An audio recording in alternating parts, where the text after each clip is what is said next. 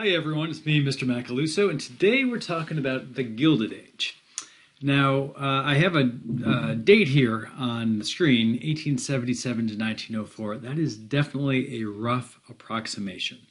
I'll tell you why I chose 1877 to 1904 as we go, but you definitely could expand these dates, especially on the 20th century side.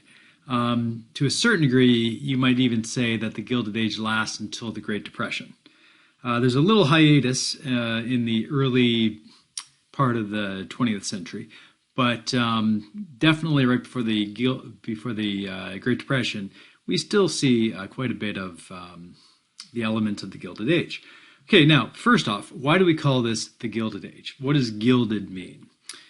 Some of you probably know this. Gilded, it sounds like golden, but it's not golden. Gilded is anything that is covered in gold leaf, right? So if I had a iron statue or a steel statue and I covered it with gold leaf, a really thin layer of gold, you would say that that was gilded, okay?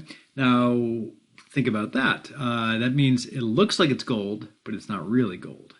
And that's kind of the idea behind this era. Everything looks bright and fancy and shiny and nice, but actually there's quite a bit of poverty and a lot of corruption going on during this era. It's actually Mark Twain, who writes a novel called The Gilded Age, who coined the term The Gilded Age. Okay, so let's go on. We're going to break this up into two different lectures. Today I'm going to talk about how the Gilded Age started and just some of the basic components of corruption during this era. Okay, so here we go. First thing I want to talk about is the Transcontinental Railroad. We've been talking about the Transcontinental Railroad for a long time, and it's not until 1862, during the Civil War, that Congress finally passes an act to build the Transcontinental Railroad. Okay, it's completed 7 years later in 1869. This is a very famous picture of the two railroad lines meeting at a place called Promontory Point in Provo, Utah. Okay, on the right, I think the right side would be the railroad company called the Union Pacific, and that's its locomotive, and on the left would be the Central Pacific. Okay. At the same time that the Transcontinental Railroad bill was passed by Congress, the Republican Party in Congress also passes the Homestead Act in 1862. And the Homestead Act is really one of the main planks of the Republican platform, other than preventing the spread of slavery, was to give Americans free land out west. Okay, now that the Nebraska and Kansas territory had been organized, Abraham Lincoln and the Republicans, they want to give anyone who wants it 160 acres. What do they want those people to become? You guessed it, they want them to become yeoman farmers. Okay, so this is to me this is like one of the great Republican programs. I mean Republican with a lowercase r here, not necessarily the Republican Party, though it is the Republican Party, but just the idea of a Republican government. Let's build citizens who will have a vested interest in the country, and they will be yeoman-like farmers, which means that they will be virtuous, and this will be a great country. Okay, so you could stake a claim, basically, by filling out some paperwork, paying a small fee, and get 160 acres. And you had to improve that land. You couldn't just take the land. You had to farm on it and do a couple of other different kind of things to make sure that you were actually improving the land. If you look at the picture on the right, it's a weird-looking house, isn't it? That is what you call a sod house. Okay, so out on the prairie, the great prairies of Nebraska and Iowa, you had this kind of prairie-like grass that settlers would go and they would carve it up. It might be 2 or 3 feet deep, and they would make houses out of it because there was no forest in the area. So this was the only resource they had. Can you imagine living in a house basically made of turf? Doesn't sound very comfortable, but this family seems clean and happy enough. Anyway, so that is the Homestead Act, and that's, there's nothing corrupt about that. That seems like a really great thing. But we're going to see a corruption entering into the scheme. Before we do that, though, let's talk about the financing for the Transcontinental Railroad. Okay, now first, what do I mean by financing? Financing is the term we use when we want to talk about how people are going to afford to be able to buy something, right? So we've talked about finance in the past. If you want to buy a house, most of us don't have enough money to just buy a house for $500,000 or however much money a house costs. So what do? We take out a loan, right, from a bank, and we call those loans mortgages, right? That's financing. For the Transcontinental Railroad, we're going to have to come up with a different system of financing. This is going to be a really, really expensive undertaking, and we're going to have to find a way to pay for it, okay? So here's how it's going to work. First, as I alluded to in an earlier slide, there are two competing railroad companies. So one is the Union Pacific, okay? That company, by the way, is still around today. That company is going to start building its railroad from Omaha, Nebraska, and they are going to head west. Okay, now remember, they don't have to build the Transcontinental Railroad from New York to California because the eastern states had already created their own rail networks. So Omaha is about as far west as those networks extend, and now the Union Pacific is going to build from Omaha as far west as it can. The other company is called the Central Pacific. It's going to start in Sacramento, California, and it's going to build east. Okay, now think about this. The race is on. These companies are going to get paid by the amount of miles of track they lay, and so they are going to try to lay as much track as possible. So basically, the Union Pacific is trying to get as far west as it can, as quickly as it can, and the Central Pacific is going to go as far east as it can, as quickly as it can, and they're going to meet up in the middle. And as I said earlier, they're going to meet up in Utah. Okay? Now, that doesn't tell us how the financing works, though. Here's the financing. For every mile of track laid, the government will give each company a subsidy. Okay? Now, what's a subsidy? A subsidy is when the government gives you something, right? So, for instance, farmers today get government subsidies. They are given money sometimes to not farm certain crops so that the price of that crop stays high, okay? Or sometimes they're given money, probably more accurately today, they're given money to farm in a way that might be a little bit more ecologically sustainable, okay? So that's a government subsidy. In this case, the government subsidies will look like this. For every mile of track laid, the government will give, if it's flat land, the government will give the company a $16,000 low-interest loan, plus 20 square miles of land.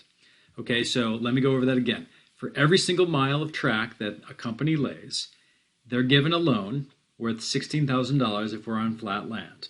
Okay, if we're in the mountains, it's going to be $48,000, or $48,000, I should say. That's because it's obviously a lot harder to build railroads through the mountains, right? You have to build a lot of bridges, you got to build a lot of tunnels. Okay, you're still also given 20 square miles of land. All right, so I know you probably have questions about that, so let me first talk about the loan, and then I'll talk about the land.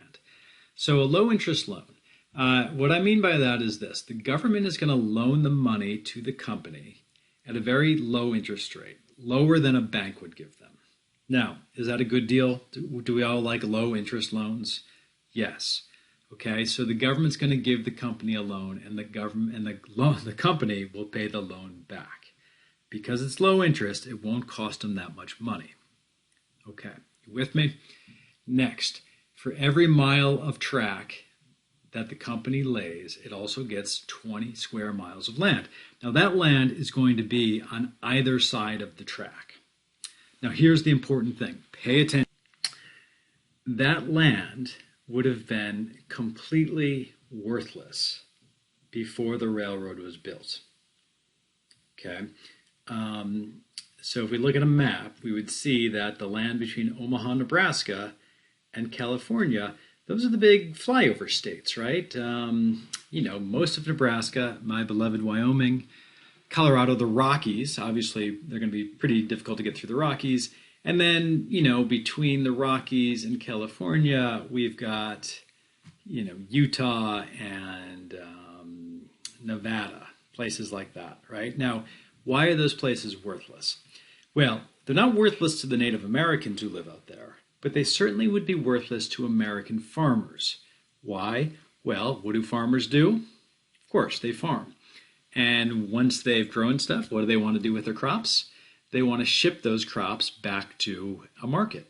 But if you're living in the very middle of North America, how do you get your crops to market? You're too far from the Mississippi River. Most of them are too far from the Columbia River.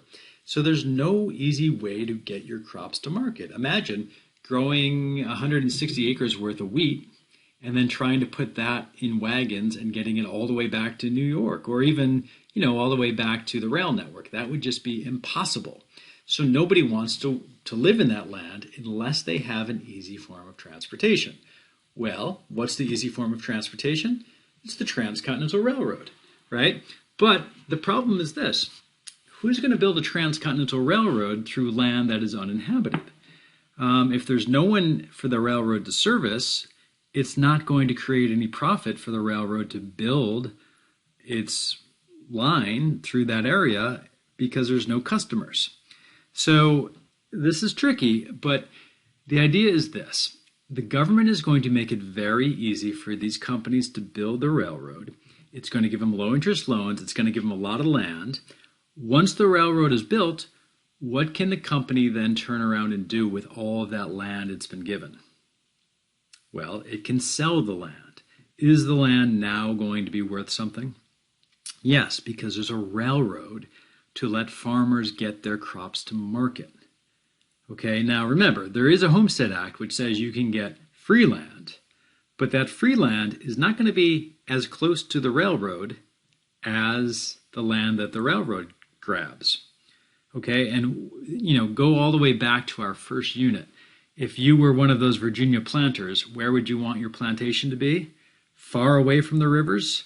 No, you want them close to the rivers so that you can get your crops to market more easily. Same thing with the farmers who are going to live out west. They want to live as close to the railroad as possible because that will reduce the cost of transporting their crops. Okay, so the railroad gets built. The railroad company has taken out a lot of loans to build it. Now that it's built, it can take the land that it's been given and sell it and pay off those loans. That's a pretty clever way of financing something, isn't it? Essentially, the U.S. government is taking something, an asset like this western land that is worth very little, and it is adding value to it by building a railroad, and then it's financing the railroad by selling or allowing the railroad to sell the land to pay off its loans. Okay, so if you don't understand how that works, you can check out your textbook, and that'll explain it, or you can ask me on Wednesday. Okay, that's great. So these railroad companies are basically being given all of this free land so that they can build their railroads. Now, here's a question I want you to think about. Whose land was that? It was the land owned by the United States, so it was our land. It was the citizens' land. The government is giving it to the railroads to help improve the country. That sounds great. That sounds like a great thing to do. Is the government helping those companies? Absolutely. Are the citizens helping those companies? Absolutely. Should those companies then have to maybe give back in one way or another to those citizens? Well, we'll see. And this is really kind of one of the things that's going to drive the corruption of the Gilded Age. But we'll come back to that in just a little bit. Okay, so that's the financing for the Transcontinental Railroad. Next, let's go to another slide here. Here we go. Go back to this setup. I want to briefly talk about the effects of this railroad boom. So the Transcontinental Railroad, I think it's something like 1,900 miles of railroad being built. That's a lot. If you do the math from those, the numbers I gave you on the last slide, that's a lot of money. Okay, so what are the effects of this huge, massive railroad construction project? Well, on the one hand, we are going to get a much larger steel industry. Someone's got to make the steel rails for the railroad, and when steel manufacturers see that the government's finally building this Transcontinental Railroad, it's going to spur those manufacturers to create bigger and bigger factories. Okay, the guy who's going to build the biggest factory is a man by the name of Andrew Carnegie. We'll talk more about him later, but he's just going to build a huge factory, and there's going to be some competition, although he'll eventually kind of be the biggest steel maker in the country, in the world really. But he's going to build, a huge steel industry. Okay, it's also going to help cities to grow. Where does Andrew Carnegie build most of his steel mills? What is the steel city in the United States? Anyone tell me that? Think about NFL football. That's right. The Steelers are from Pittsburgh. Pittsburgh, Pennsylvania in general, is going to be a huge area for making steel.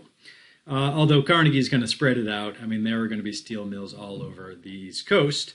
But generally, they're going to be in places that are close to either resources like iron ore and coal or transportation links, right? Like the Great Lakes. Okay, so we're going to get big cities growing around those steel mills because you need a lot of people to work in them, and so they're going to come and settle near the steel mill. The fact that we're building a railroad across the country is also going to make it easier to feed those cities.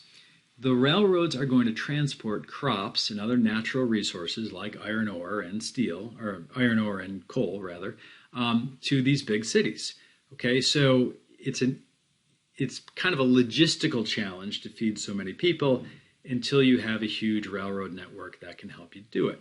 Okay, those cities are going to rely more and more on steel bridges and skyscrapers.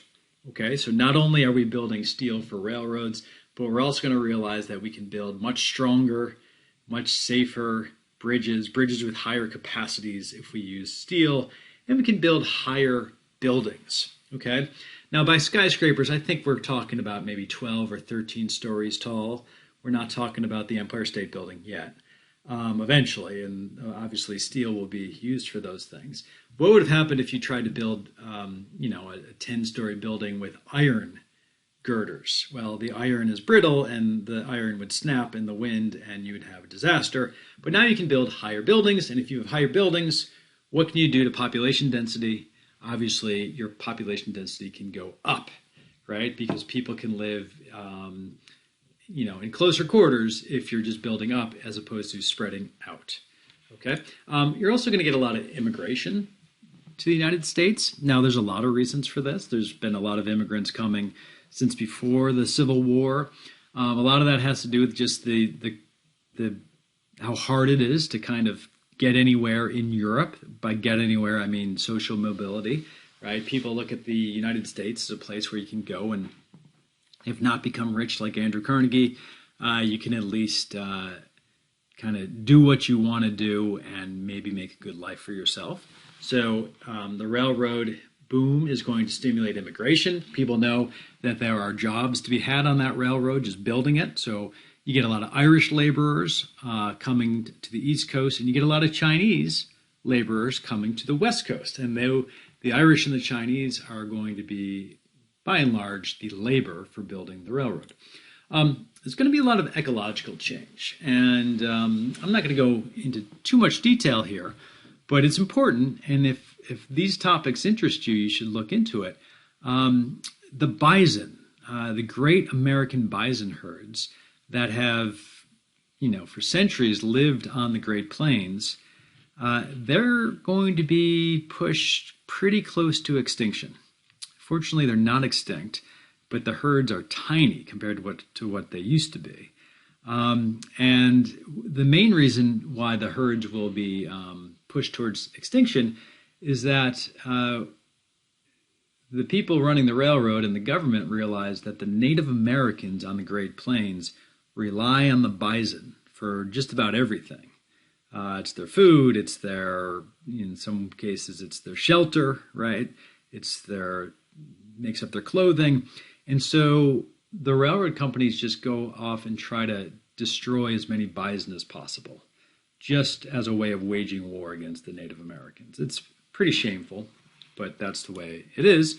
The natives themselves are going to be a lot of them killed, but all of the tribes will eventually be defeated and put on reservations by 1890. Basically, the last native tribes are thoroughly defeated. Okay, and that's a sad story. The prairies are plowed. I talked earlier about sod houses. So the prairie, I remember you read that poem earlier this year called The Prairies by, who was that, William Cullen Bryant, maybe? The prairies are a pretty unique ecological system. And, you know, if you fly over that part of the country today and you look down, you don't see prairies. What do you see? You see a lot of squares and a lot of circles. And those are all fields that are probably all growing the same thing, soybeans and corn. During this time period, it was mainly wheat. But there is really the beginning of a huge ecological change that's going on because of the farming that's going to take place out there. Okay, and that, you know, if you're going to write a paper someday on American ecology, that would be a great topic. Not only do you need steel to build railroads, you also need wood for the ties. Those are the, you know, if the rails are going this way, the ties go this way, and those are wood. And so the great forests of the northern plains, places like Minnesota and Wisconsin, they're going to get chopped down in order to fuel this railroad building. Okay. Okay. Another effect of the railroad boom is this: with all of this construction going on, huge corporations are going to form. And they're going to make a lot of money off of this. And we're going to start getting, not the first millionaires in the United States, but we're going to get, for the first time, a lot of millionaires. I mean, by a lot, I mean, you know, maybe the top 1% of the population will become millionaires. But still, this is something brand new in American history, to have a whole class of people who are making millions of dollars, whereas your average, you know, railroad laborer is maybe making, you know, a couple of bucks a week, right? So there's going to be a huge disparity in class, which we've never really seen before in this country. I mean, we've had planters and we've had, you know, yeoman farmers, and one was obviously wealthier than the other, but not, the difference wasn't as great as it's going to be in this era. And this is what leads, you know, to a certain degree to what we call the Gilded Age. Okay, so let's talk about corruption. All right, there's a lot of corruption in this era, and in my mind, kind of the green flag to corruption comes in 1877, and it has to do with the election of 1876. Okay, so here's the deal: in 1876, the Democrats are running Samuel Tilden. Now, Samuel Tilden is a New York prosecutor. Okay, so he's from the North. He's actually an anti-corruption guy. Right? He's made a name for himself by putting corrupt people, a guy by the name of Boss Tweed in particular, who we'll talk about in a minute, in jail. He's running against the Republican Rutherford B. Hayes. Okay, now, this is, let's see, how many elections since the Civil War? So Andrew Johnson left office in 1968. Ulysses S. Grant, the general, became president for 2 terms. His presidency was considered pretty corrupt, but now we're all the way up to 1876, and we have this election, and there's a problem with it. Yes, this is yet another American election that has a pretty big flaw. Okay, the problem is that after the vote is taken in November of 1876, there are 4 different states that have irregular voting returns. Okay, I only have 3 listed here. We're only going to talk about 3. They're Louisiana, South Carolina, and Florida. The 4th is what is the 4th one? Oregon, I think. And I don't really know the details behind it. And I don't think it really played into this compromise of 1877. So here's the deal. Let's just use Florida as our example. So in the state of Florida, the people vote. The next day, people have to count the votes. The Democrats in the state, and remember, the Democrats in Florida are going to be white, right? They are going to be people who hated Abraham Lincoln. And they are also still living with military reconstruction, right? So you still have Union soldiers in their midst. Did they like that? Of course not. The Republicans, on the other hand, are going to be black. Okay, so that might surprise you that there are black Republicans down in Florida and Louisiana and South Carolina, but there are. Think about it. Who helped free the slaves? The Republican Party of Abraham Lincoln did. Okay, and why are these black people voting? Well, they're voting because the Republican Party passed the 14th Amendment, passed the 15th Amendment, not to mention the 13th Amendment, which freed the slaves, and they've also sent troops down to protect the voting and civil rights of black people. So of course they're going to vote Republican. The problem is the Democrats claim that they won those states, and the Republicans claim that they won the states. Okay? And they can't decide who actually won. Now, as you know, the election takes place in November, and today presidents are sworn in early January, but back then it wasn't until March.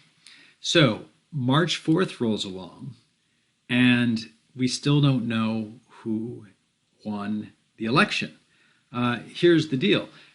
Without those 4 states turning in their returns, Samuel Tilden is 1 vote short of an electoral majority. Okay?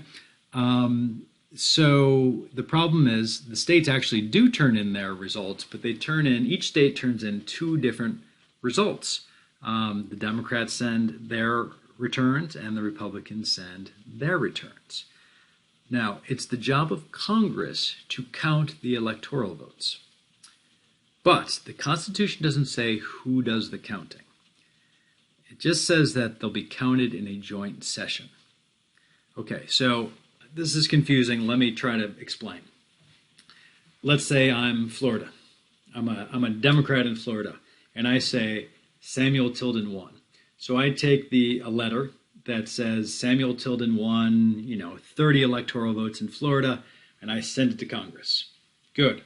Problem is, you've got a Republican, now I'm a Republican, and I say the Republican, Rutherford B. Hayes, won. And I send a letter to Congress saying Rutherford B. Hayes won those electoral votes. Congress gets 2 different letters, and they don't know which one to open. If you're a Democrat, which letter would you want to open? Obviously, the one sent you by a Democrat. And if you're a Republican, you'd want the Republican returns. But because the Constitution doesn't say who counts, we're in trouble because the House is controlled by Democrats. So the Speaker of the House says, oh, yeah, Samuel Tilden won. And the Senate is controlled by Republicans. And so I think it's Ben Way, I don't know who the Senate Majority Leader is, but whoever it is says, oh no, Rutherford B. Hayes won. Okay, so imagine that happening. I mean, it's not hard to imagine in November of 2020, it's not hard to imagine that we have an election and on the next day, we're not really sure who won. And I'll tell you, if you're a Republican, you're going to say, no, we know who won. Donald Trump won. And if you're a Democrat, you're going to say, no, we know who won. Joe Biden won. Right? Is that going to end easily? Probably not, right? In 2000, we had a similar situation. It was ugly. It ended. Some people were unhappy. Some people were happy. And we went on with our business. And George W. Bush was the president. But think about this. This is 1877. We just finished the Civil War 10 years ago. Does the South feel like it's been cheated and wronged? Of course it does. So this could really lead to a lot of trouble. And in the end, we get a compromise, which is called the Compromise of 1877. Okay? It's only about a week before the inauguration day that we figure out who the president's going to be. And you probably already know from just your recognition of the two candidates that Rutherford B. Hayes is going to win. But in return, he has to promise to end military reconstruction.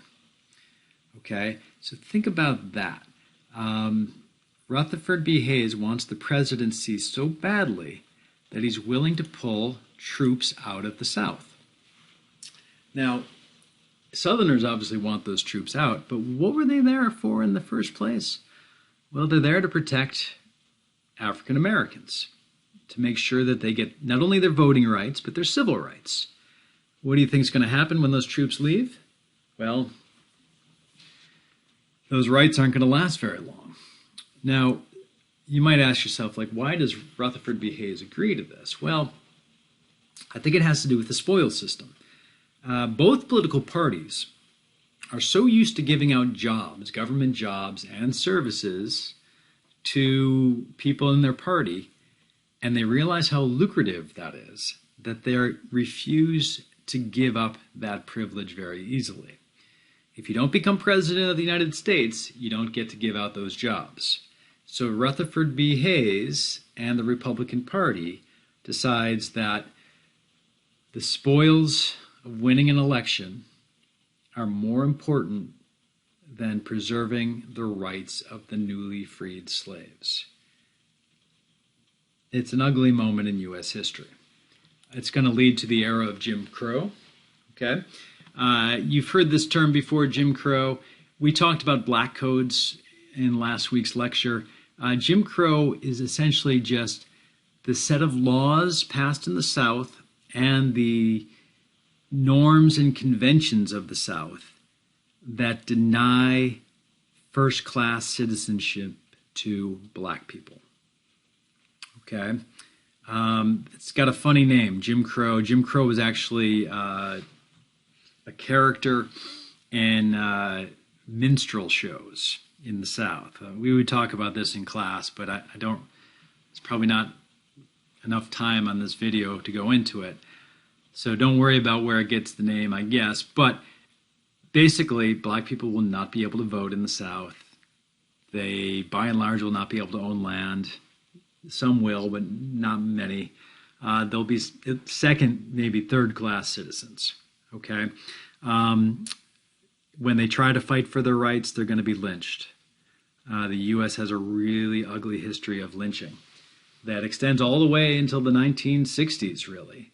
And really, Jim Crow, the era of Jim Crow, lasts at least as long as the civil rights movement that, kind of finally gets some important laws passed in the 1960s.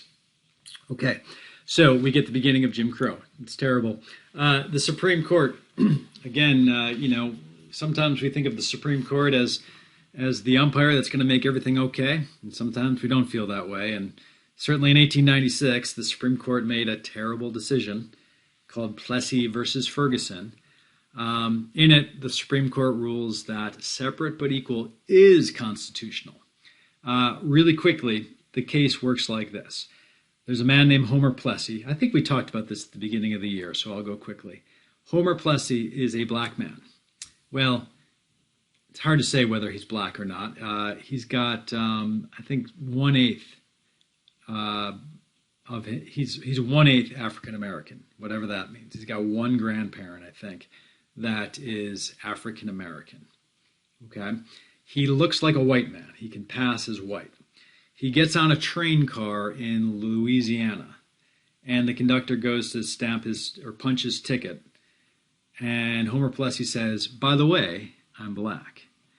And the conductor says, "Well, you can't be in this car. This is the whites-only car." And he says he has to get off and go into the black-only car. Homer Plessy refuses. Homer Plessy gets arrested. he meant to get arrested because he wants to challenge segregation in the state of Louisiana. The case goes all the way to the Supreme Court, and the Supreme Court rules, well, look, if there are separate facilities that are equal, separate for black and white, yeah, all is well. You're not violating the 14th Amendment.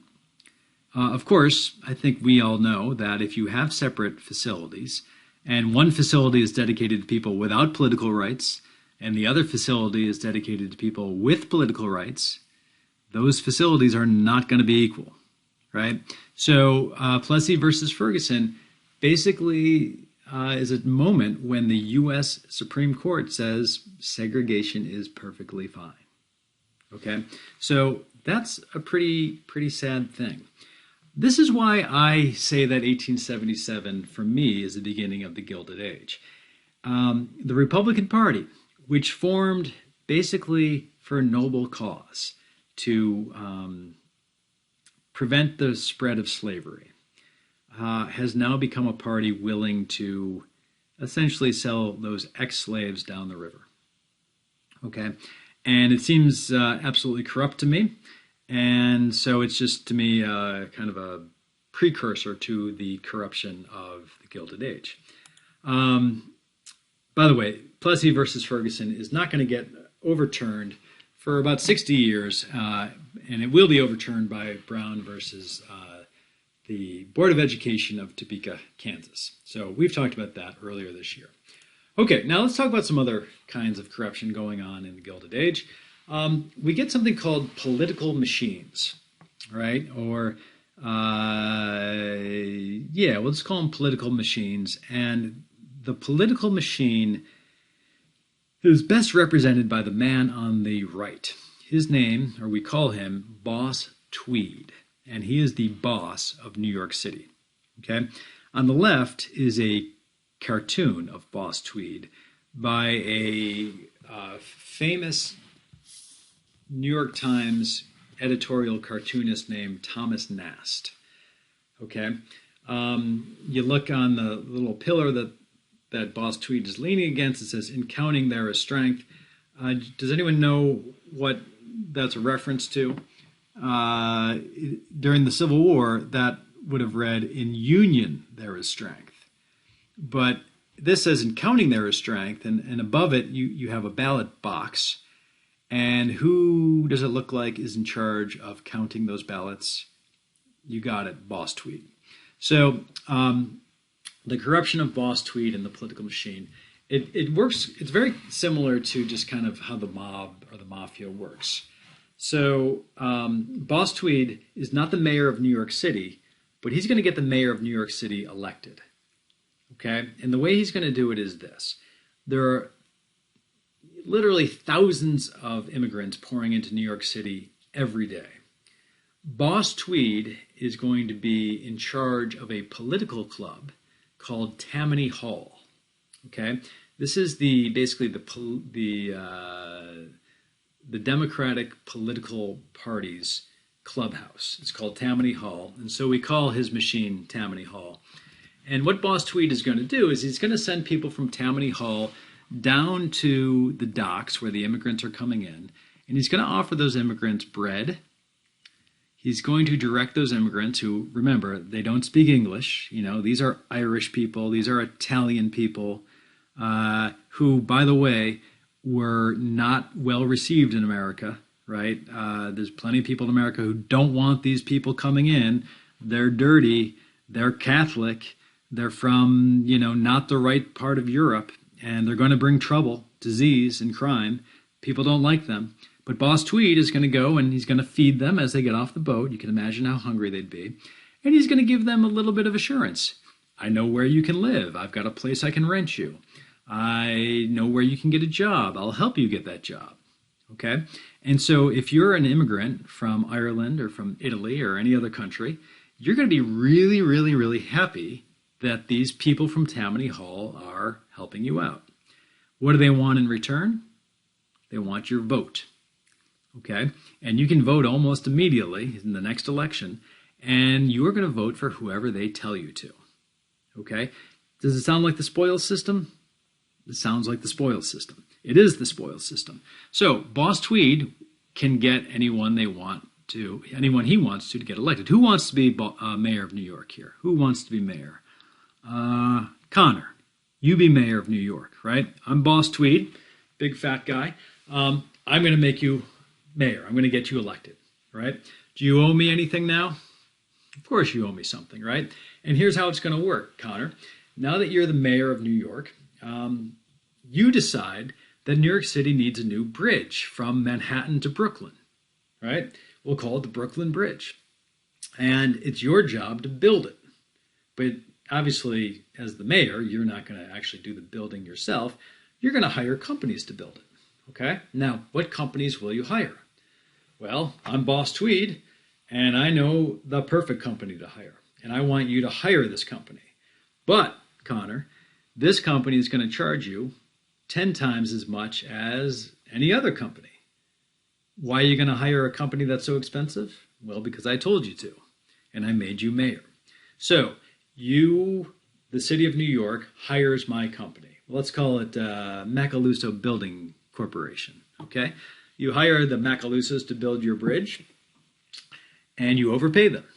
Now, that's pretty nice. Boss Tweed is now helping out the Macalusos, aren't they? Isn't he? So what do the Macalusos owe Boss Tweed? Well, he's going to let them keep some profit, but he's going to want some of that profit himself. So the Macalusos have to pay Boss Tweed off. Now, what does Boss Tweed do with that money? Well, he buys bread and soup for incoming immigrants, right? And the whole cycle goes again. We need a subway system. We do the same thing. We need a sewer system. We do the same thing. Now, is Boss Tweed just doing this so he can give bread and soup to immigrants? Of course not. Look at the man. He's got a fancy suit on. He's enriching himself while he does this. Okay? How does he get the immigrants so many jobs? Well, if we're building the Brooklyn Bridge, aren't there a lot of jobs to be had? So we give people jobs, and in return, what do they give us? They give us their vote. Okay, now, on the one hand, that doesn't sound so bad, right? He's helping immigrants. He's helping New York build up its infrastructure. What's the big deal? Well, think of it this way. Where's the money coming from to build all these projects? It's coming from taxpayers, okay? And are the taxpayers overpaying for these projects? Absolutely, they are, okay? So that's corrupt. The second thing is this. What if you're just a hard-working guy who wants to start his own business, but you don't have the ear of Boss Tweed? Or maybe you're just not someone who likes corruption. You're unwilling to pay bribes. Is your company ever going to get off the ground without corruption? No way, right? So this is a pretty corrupt system. Okay, the next scandal is called the Credit Mobilier scandal. Note, I'm not sure if that's how you pronounce Mobilier. I think it is. Any of you who take French might be able to give me a better understanding. But this scandal involves a company called Credit Mobilier. Let me explain. We get the Union Pacific Railroad, the directors of that railroad. Now remember, what are the directors of a corporation? The directors of a corporation are the people who own the most stock in it, and therefore they run the company. Okay? So, if you've got 5 shares in Union Pacific, big deal. You don't get a say. If you have a majority of the shares, you get a lot of say. Okay? So, the Union Pacific, as you know, is building a railroad across the country. It's going to be really expensive, and it's very risky, right? There's a lot of risk to this, and there's a chance that it might not actually work out. Think of all the things that are going against the Union Pacific. They've got Native Americans they have to fight. They've got horrible blizzards and sub-freezing weather during the wintertime. They've got to get across the Rocky Mountains. These are all very, very difficult things. What if you build this railroad? You go into all this debt building a railroad, and you can't make any profit off of it. Is that a possibility? Of course it is. Any new business has the possibility of failure, right? It's not a proven concept that this is going to work.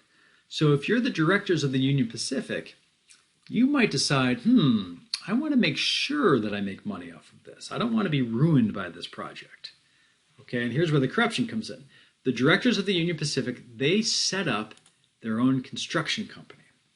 The name of the company is Credit Mobilier. Now, this is a hint. This French-sounding name is a hint. Why is it given such a weird French name, this construction company?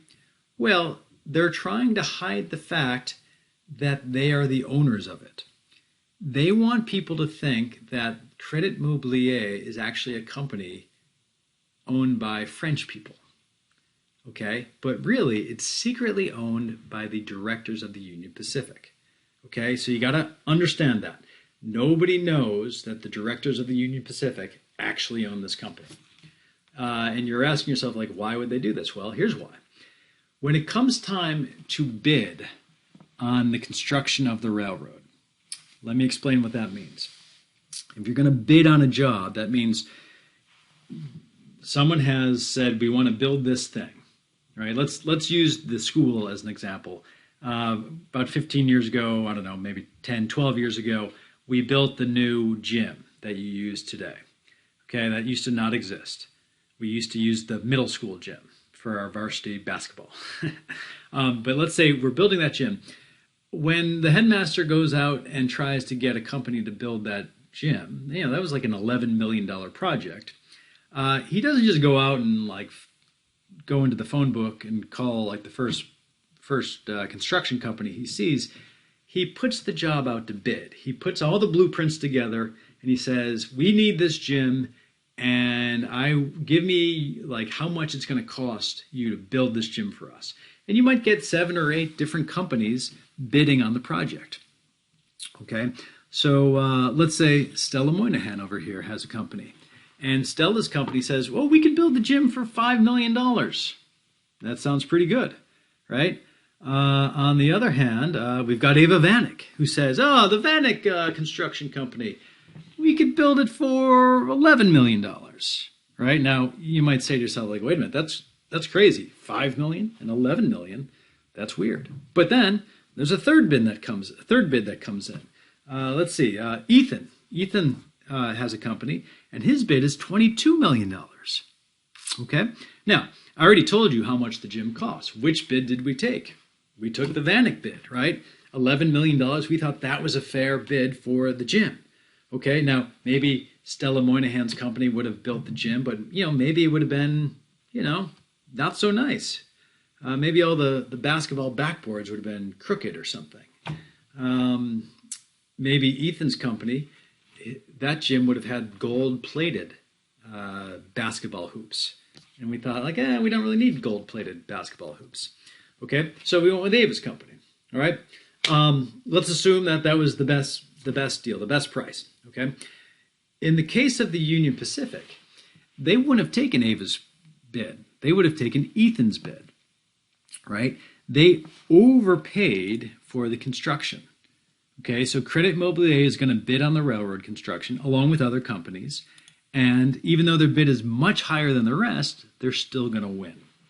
Okay, now, I said that Ethan's bid was high because he had gold-plated everything, right?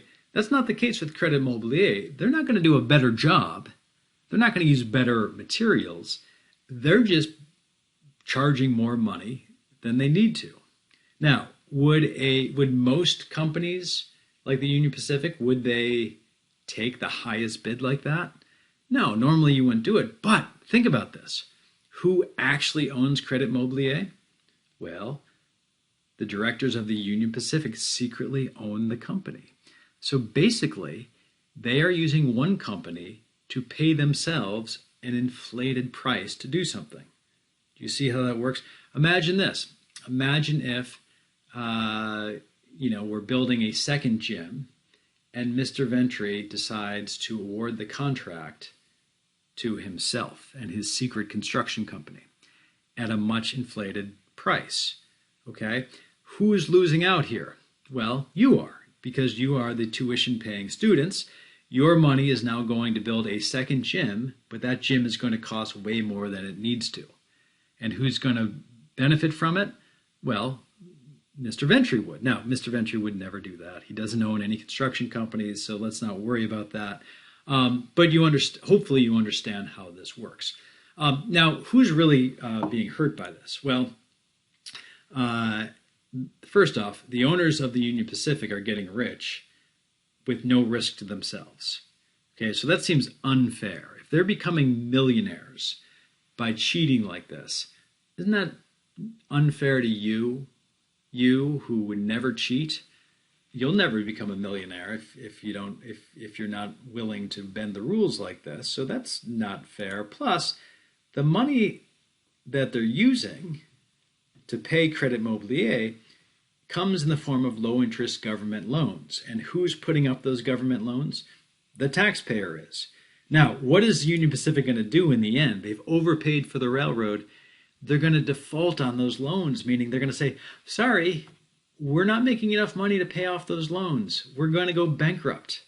And they do, and the government never gets its money back. And then the Union Pacific reformulates itself, and, it's just really a huge scandal, and it's ugly. Okay, so there is a second form of, or maybe a third form of corruption during this era. And that is all I have for today. That was a little long. Those are kind of some complicated things, but I hope you understand, and if not, we can talk about them on Wednesday. Thank you.